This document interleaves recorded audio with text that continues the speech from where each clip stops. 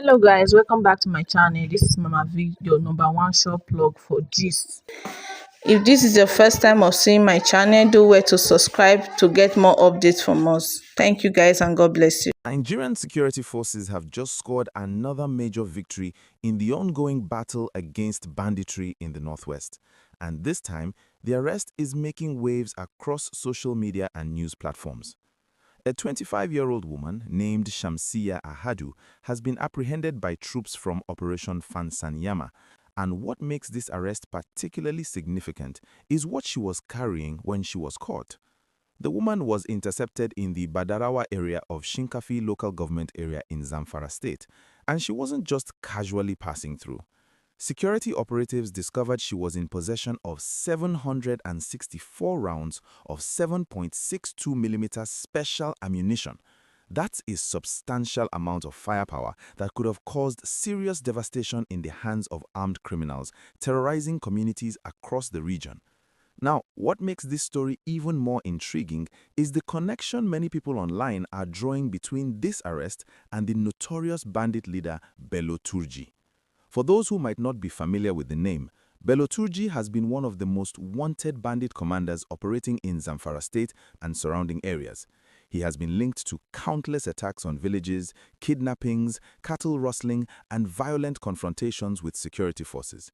The military has been intensifying operations to capture or neutralize him and his network of criminals, and this latest arrest appears to be a significant breakthrough in cutting off his supply lines. According to reports circulating online, Shamsiya Ahadu was allegedly acting as an ammunition courier for terrorist groups in the area. The fact that a woman was being used to transport such a large quantity of ammunition tells us something about how these criminal networks operate. They often use individuals who might not immediately raise suspicion at checkpoints or during routine security screenings. Women, children, and even elderly people have sometimes been exploited by these groups to move weapons, ammunition, and other supplies because security personnel might be less likely to thoroughly search them. But the troops from Operation Fansanyama were clearly on high alert, and their vigilance paid off with this interception. The arrest happened in Shinkafi, which is an area that has been severely affected by banditry for years now. Communities in Shinkafi and neighboring local government areas have suffered immensely from the activities of armed groups. Farmers have been driven away from their farmlands, schools have been shut down, and many residents have been displaced from their homes. The violence has disrupted daily life and caused untold hardship for innocent citizens just trying to survive. So when news breaks about security forces intercepting ammunition supplies meant for these criminals, it brings a sense of hope that the tide might be turning. Operation Fansanyama itself is a military operation specifically designed to tackle the security challenges in Zamfara state and the broader northwest region. The operation has recorded several successes in recent months, including the elimination of bandit commanders, the rescue of kidnapped victims, and the recovery of stolen livestock and weapons. This latest arrest adds to that growing list of achievements and demonstrates that the security forces are not just engaging bandits in gun battles, but are also working to dismantle the logistics and support systems that keep these criminal enterprises running. What's particularly striking about this case is the sheer volume of ammunition that was seized. 764 rounds is not a small amount. It's enough to sustain prolonged gun battles or multiple attacks on communities. If that ammunition had reached its intended destination, it could have been used to kill innocent people, security personnel, or to terrorize entire villages into submission. The fact that it was stopped before it got into the wrong hands is a significant win for everyone who values peace and security in the region. Social media has been buzzing with reactions to this arrest, with many Nigerians praising the troops for their diligence and effectiveness. Some people have been sharing the news with messages of encouragement for the military to keep up the pressure on these criminal elements.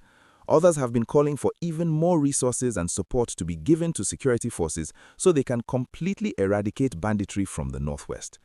There's a growing sense among many Nigerians that with sustained effort and proper coordination, these bandits can be defeated and peace can return to affected communities. If you've been following this story and you're finding this breakdown helpful, don't forget to hit that like button and subscribe to the channel so you never miss updates on important security developments happening across Nigeria. Your engagement helps us bring you more content like this. The arrest of Shamsia Ahadu also raises important questions about the networks supporting these bandits. Who is supplying them with ammunition? How are they getting such large quantities of military-grade rounds? Are there corrupt officials or arms dealers facilitating these supplies? These are questions that security agencies need to investigate thoroughly, because cutting off the supply of weapons and ammunition is just as important as engaging the bandits directly in combat. Without ammunition, guns become useless, and without guns, bandits lose their ability to terrorize communities. This development is definitely one to watch closely as more details emerge about the arrest and any possible connections to larger criminal networks operating in the region. The fight against banditry continues, and every arrest, every weapon seized, and every bandit neutralized brings us one step closer to lasting peace in the Northwest.